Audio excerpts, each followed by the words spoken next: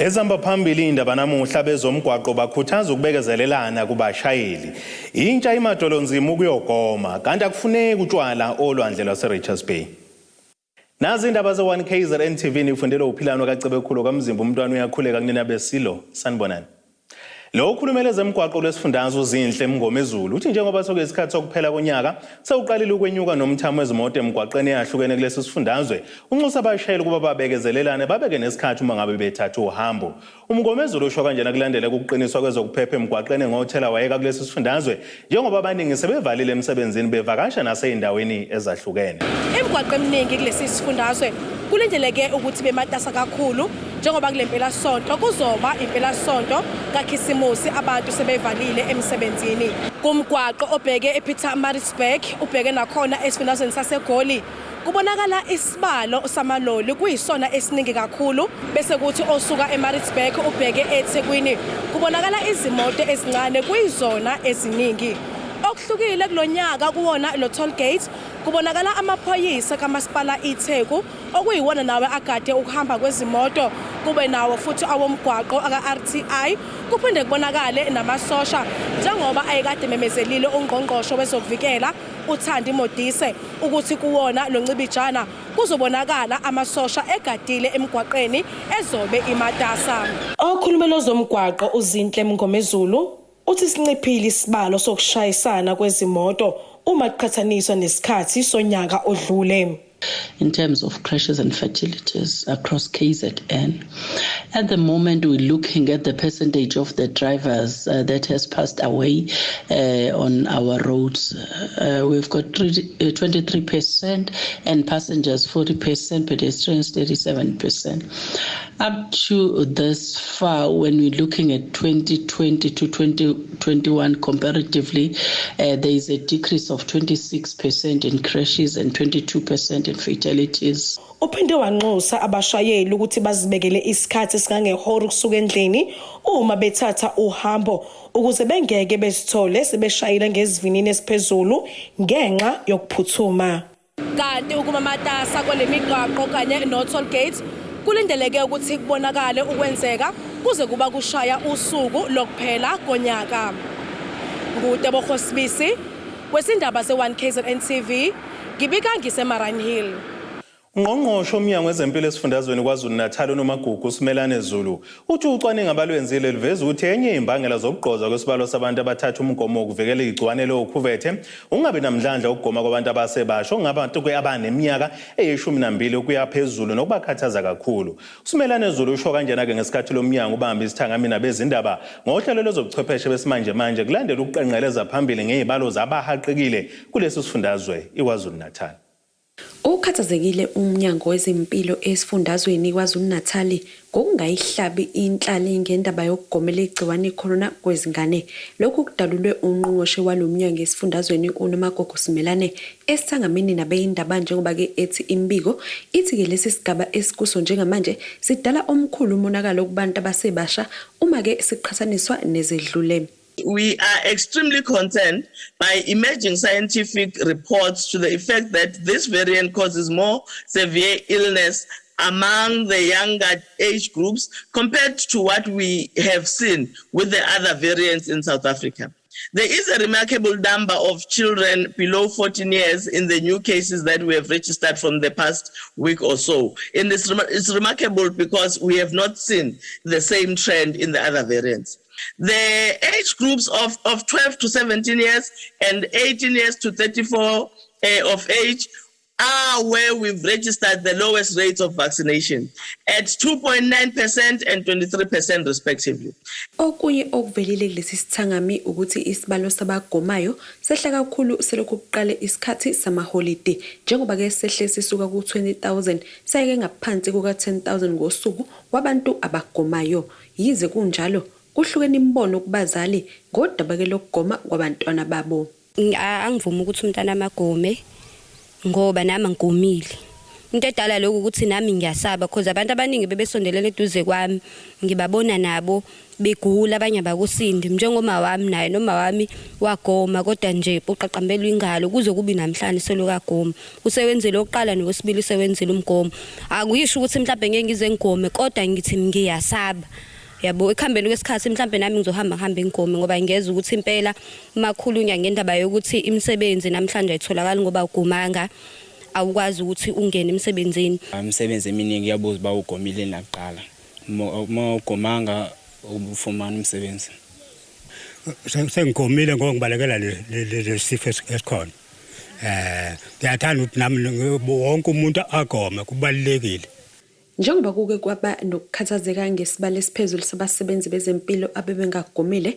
uNomagugu uthi sesehlile lesi sibalo uphinde wadalula ukuthi banazo izinhlelo abahlose ngazo ukuqinisekisa ukuthi umsebenzi awuphazamiseki ngenxa yokusuleleka kwabahlengikazi nakuba izinga kulokhu lingethusi njengelikazi bandlela wangonyaka owedlule. Our health workers have again begun to be infected as well. But the difference with the infection this time around is that while we get a positive result in terms of the infection when one tests, but they have not, or majority of them have not been as sickly as they were during the previous December. Of course, that doesn't change the fact that they still have to be in isolation, therefore they can't be in their workstations. And as a result, we have then decided that we will have teams that are going to be roving around. So we will have teams from districts where in one clinic, if there's a bigger number of health workers that have been infected, and we have a roving team that will go in and assist so that that facility does not close down. Izindabeni 1KZNTV kube kuntombi khona mvubu ngesithi kwini. Umeya kaMasipala uMhlathuze enyakatho nesifundazwe KwaZulu-Natal uXolani Ngwezi uthi amaphoyisa azobehloma izingovolo edolobheni kanye nasolwandle lase-Richards Bay ukuqinisekisa ukuthi abantu baphephile futhi abangeni nophuzo oludakayo olwandle. uNgwezi usho lokho engxoxweni ekhethekele neziko lezindaba ngesikhathi ke behlola isimo sokuphepha kanye nenqalazizinda olwandle nalapho ezibophezele khona ukuthi yonke inqalazizinda engekho esimeni esihle iyalungiswa. uMasipala uMhlathuze enyakatho nesifundazwe KwaZulu-Natal usubeke phambili kuhlelo lokuqinisekisa ezokuphepha olwandle lase-Richards Bay ngalesi sikhathi ke samaholiday okuphela konyaka. Umeya kwalo Masipala uXolani Ngwezi usekela meya uNkululeko Ngubane usomlomo Tobias Gumede umphathi kaMasipala olulumele emapholoba baholeke ithimba nalapho bebehlola khona isimo sokuphepha kolwandle kanjalo ke nokwenza amalungiselelo okugcina ngodaba lokuphepha ke kwezezivakashi kulolu lwandle.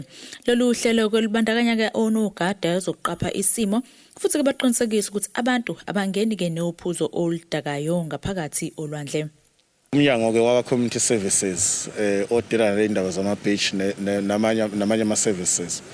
Sibona ukuthi kwi presentation abayenza kuthina njengama councillor along the coast is nearly 98% complete except for izinto ezinye esifica sesikhona njengendawo uthi amashawa wasebenze but imizamo yokuthi by kusasa amashawa besebenza procurement isiqalile vele ne damage ke yenziwa abantu ekakhulukazi kuma ablution facilities noma toilet kodwa nayo we have requested ukuthi ayilungiswe ngokusheshsha. I-issue ama lifeguards ekhona la ukuthi sekuqashwe abasebenzi about 32 la beach we are happy about that.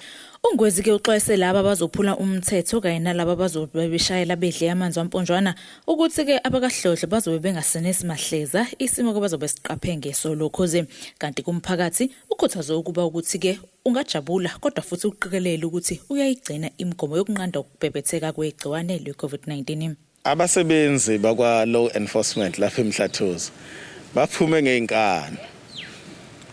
Abantu abavunyelwe ukungena ebeach bephethe amanzi amponjwana nezikhali.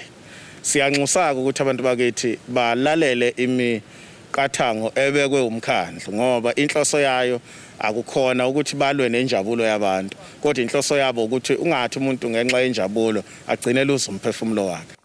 Lolu hlelo kwagcina nje olwandle lwase-Richards Bay kuphela kodwa likabhekela kana kwezinye izindawo ezingaphandle ezifana noMzingazi, oPort Danford nezinye nakhona ke ukusekela kumeya ubazoba ke nezihlelo zokuthi ke balizithuthukise lezi zindawo. Njengoba sifuna ukuba umetro nje eminyakeni ezayo uma ufuna ukuba umetro fanele ube phela i-tourism is one of ama-sectors afana eMhlathuze angenisa imali kakhulu i-economy yaseMhlathuze. Uma sizoba namabhishi ahlezi angadevelopiwe asemalokishini kanti lezi ndawo enomlando futhi uma ungathi uyalandela umlando omningi osikhaleni senkosi King Cetshwayo kuningi okufanele kwenzeke endaweni zasesikhawini kusuka kwamabhishi kuze kuzofika la eRichards Bay. Kodwa nje singakubaqinisekisa abantu bakithi ukuthi ngokusheshsha silo uhulumeni ongenile eMhlathuze sizoyilungisa indaba ukuthi amabhishi abo kugcine kulokuthiwa bangayi ngoba manje abaphephile. Akukho justifiable ukuthi after 27 years namanje sisalokhu sibatshela lokho asisondeze kubantu izinto ukuze bengezi ukuzohlupha ngapha. Ubuholike buyivale ngesivimba mgwaqo nalapho bebehlola khona isimo abashayeli ukuthi ke bakulungele yini ukuthi babe semgwaqweni kanjalo ke nezimoto abasebenzisayo ukuthi ke zikufanele yini ukwasemgaqweni. Lezi ke izindaba zo1KZNTV mina ngenkosamukeliso Nqulunga beka ngisemyerensi Richards Bay. Lo bambe njengomengameli wenyunyana yothisha inathu Sibusiso Malinga uthi kusaqhubeka kahle umaka kwamaphepha kamatikuletsheni ize zike zabakhona kihibe njengoba bebekhona othisha bebemaka abatholakala ukuthi babe ne-COVID-19 ezinye izikhungo zashawa isichotho. Ekhuluma ke neziko lezindaba le1KZNTV uMalinga uthi isimo kasifananga nanyakenye lapho kwahaqeka khona inqwabo yothisha ngaleli igcwane nokwaphoqa ukuthi ezinye izikhungo zivalwe.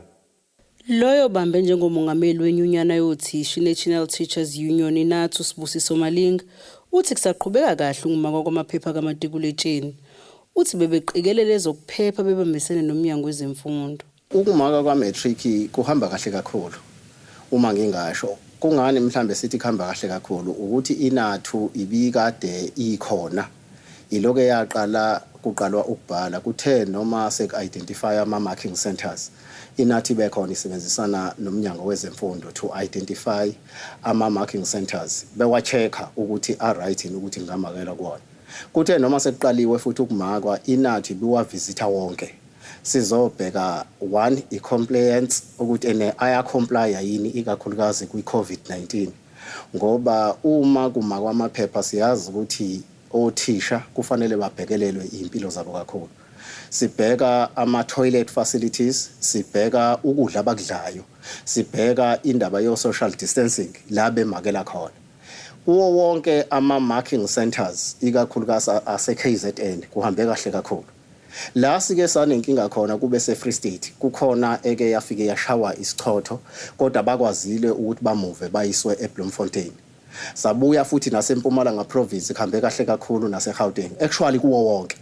To be specific eKZN nakhona kuhambe kahle kakhulu nakuba ebekhona ama cases eCovid-19 awazange afane nangonyaka odlule. Uphinde waveza ukuthi sezikhona izikhungo seziqedile ukumaka uthi benza isiqiniseko sokuthi okabashaya ngonyaka odlule akubashayi kulonyaka futhi unethemba ngemiphumela emihle kamatikuletsheni. Akhona ama-marking centers aseqedile njengenye nje ebilapha eMlazi Comtech ngizwile ukuthi baqeda izolo ukumaka konke kuhambe kahle kakhulu. Namanye ke njengoba iqalile leyo aya ngokuthi aya rephapha yonke into izohamba kahle. Ubese ekhuthaza abafundi abangeke baphumelele ukuthi bangalilahli ithawula kodwa basukume babhukule futhi ukuze baphumelele. Ezindabeni ze1KZNTV kubika uZamando Sicele esempangeni. Ake sithi shelele ezitolo siyabuya mbukeli.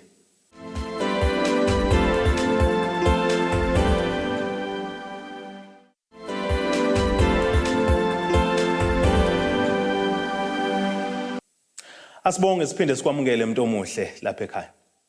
Umhlanzi wezepolitiki ophinda afundisa izifundo zepolitiki eNyuvesi yaseMpumalanga uKhanya Vilakazi uthi imphumela yezinkomfa zezifunda zikaKhongolo sebeyihlele ngempela sonto ikubeka cace bha ukuthi uhlangothi oluzibiza ngokuthi radical economic transformation lungenhla futhi luza kabe kakhulu njengoba lusebenzisa indlela yokubambisana bebodwa ngenhloso yokubuyisa isithunzi se-ANC esifundazweni KwaZulu-Natal ebesiba ke umbeki wenkosi. Uvilakazi usho kanjena ke enkulumeni ekhethekile benawo neziko lezindaba ukubheka kabanzi imphumela kwezinkomfa kanjalo nokungalindeleka kweza ngonyaka ozayo.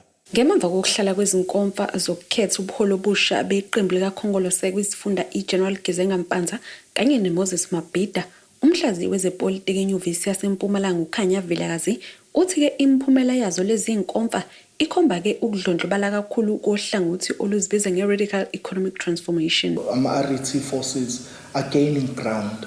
And the reason why they're gaining ground is because they are now understanding ukuthi the more divided that they are, especially KZN, because now KZN has for the longest time been kingmakers. So if KZN is fragmented, kuningi okubi okuzokwenzeka for the ANC in terms of ukuthi bawine ama provincial and national elections abafunayo within the organization. So if these forces are able ukuthi bawin, especially qala kwonyaka ozayo kulama conferences obekhona, then that could spell trouble for the current provincial or PEC leadership. Kuzokhumbuleka ukuthi ngonyaka ozayo kulindeleke ukuba kuhlale izinkomfa zezifunda edlulekile ukuhlala kulonyaka kubalwa phakathi esaseThekwini.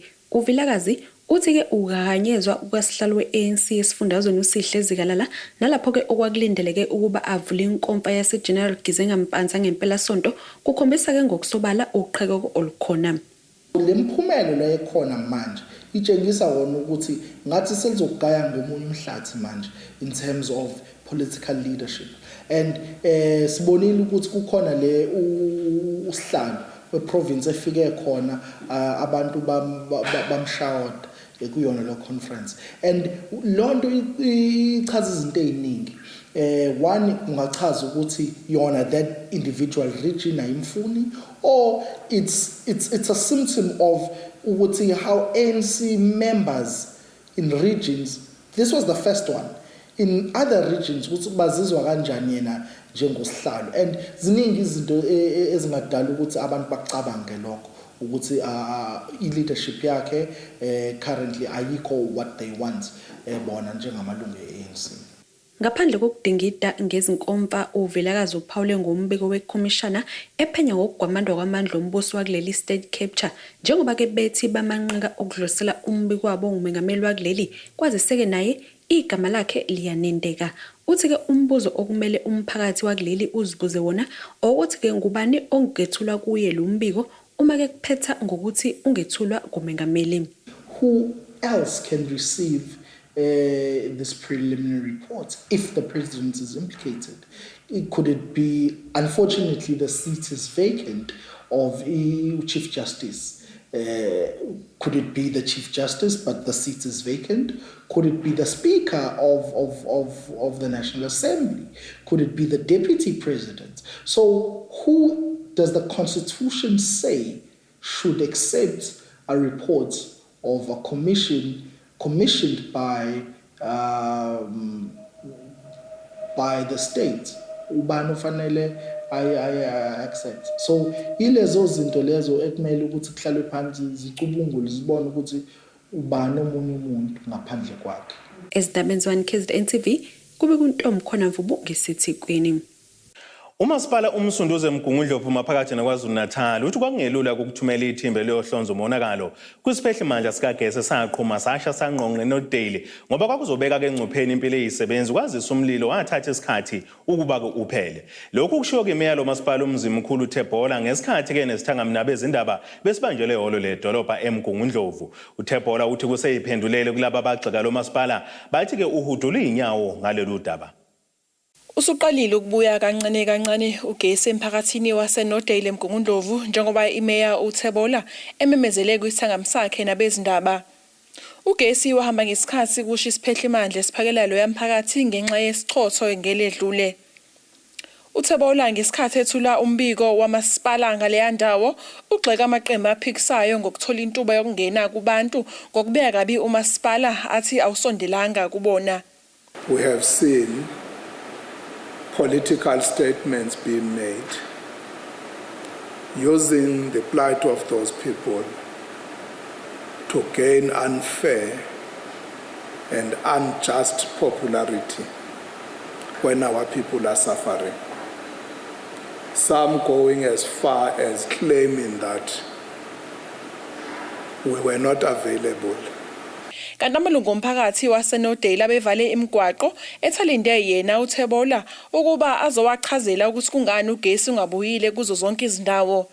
Lamalungu athi azovala kuze kube athola incazelo kumasipala. Up to now, no one has given any feedback on what's going on. The mayor says that he is not pushing his staff and putting them under pressure to get this done. It's 1 week now. The mayor has not addressed us. He has not addressed us. These people took it upon themselves to come here and close the road so we can get some answers from the mayor. Kusenjalo uThebola uthe bazama ngazo zonke izindlela ukubuyisa ugesi emphakathini wonke kepha ngeke baqinisekise ukuthi lokho kuzoba impumelelo yini. About 40% wendawo bezithintekile usuyakhanya kuzona ugesi. Another 20 to 30% ngokuthi sesilungisile into esayenza kuphela manje lento ekuthiwa ku-energizer which takes isikhathi bazobuyelwa nabo ugesi bese kuba ezimbalwa esisabheka ngempela ukuthi kungani bengenawo ugesi. uThebola uthe bazilwana kakhulu nemndeni ethintekile ngokulahlekelwa ukudla kwancibijane akade sebekuthengile. Wase eyabaxwayisa ngokuthi bangafaka izicelo zesinxephezelo kwamasipala ukuze zizolandelwa bese bethola okubafanele uma zibe impumelelo. Ezinabeni ze-1KZNTV kubika uAyanda Dube eMgungundlovu. Imeya kamasipala Indwedwe usemfeka uthi ziyaqhubeka inhlelo zikamasipala zokusiza umphakathi olimayo ngokuthi ke kudayiseka imikhiqizo yawo ezitolo ezinkulu. Mfeka usho lokhu kwingxoxo ekhethekile obekuhloswe ke ngayo ubheka uhlelo lalo masipala lokutshala njengoba sokuyisikhathi sokulima. Ukunetha kwemvula enamandla kulesi sifundazwe okuqhubeka layo kwenza impilo yeminye yemphakathi ekholelwa ekutshaleni ijabulele ngoba kusuke kuzokhulisa izitshalo zawo ngendlela esifanele. Kumasipala Indwedwe ungomunye onemphakathi elimayo futhi nokholelwayo ekutheni weseka abantu ngezinsiza kanjalo nangezimbewu. Lo masipala awugcini lapho uphinde futhi uqoqozele nawo umphakathi ekutheni imikhiqizo yawo ikwazi ukudayiseka uziphilise.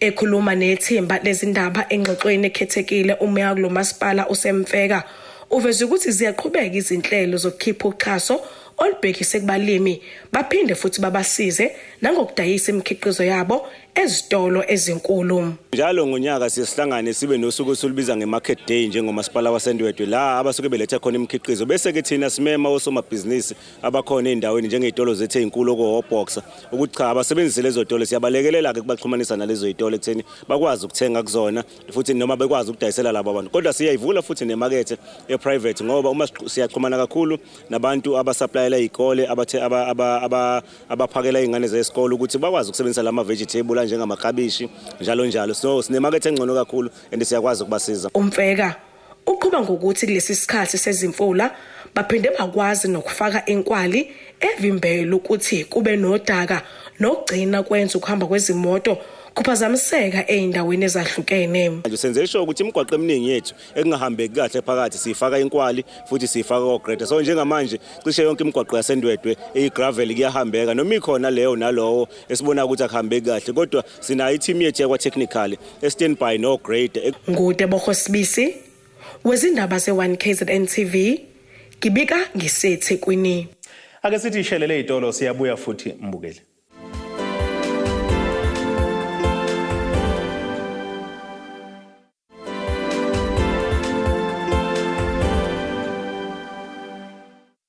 Asibonge siphinde sikwamukele umuntu omuhle lapha ekhaya. Ake sibheke engosini yezomnotho.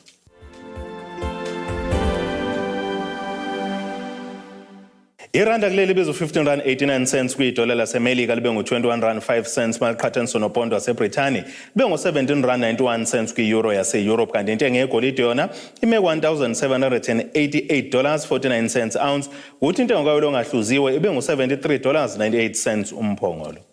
Ake sibheke engosini yezemidlalo.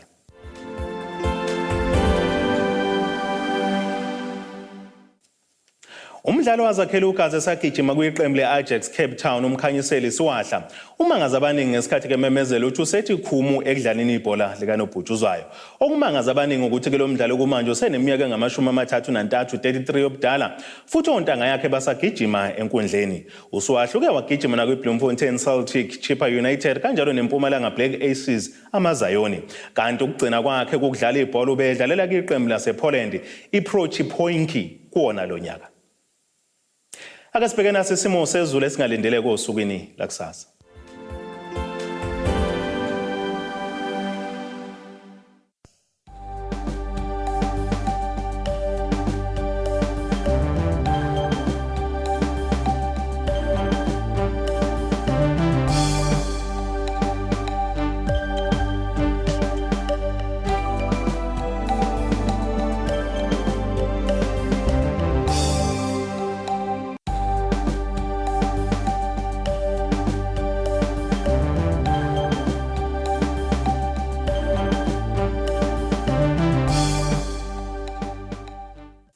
Nina benyathe emnyama kandaba ejame ngomkhonto phezulu komzimvubu amampondo ayisaba ukuyehlela nginguphilana kaMzimbu idelele bafokozana kwacebe khulu khumu kuze kube ngokuzayo.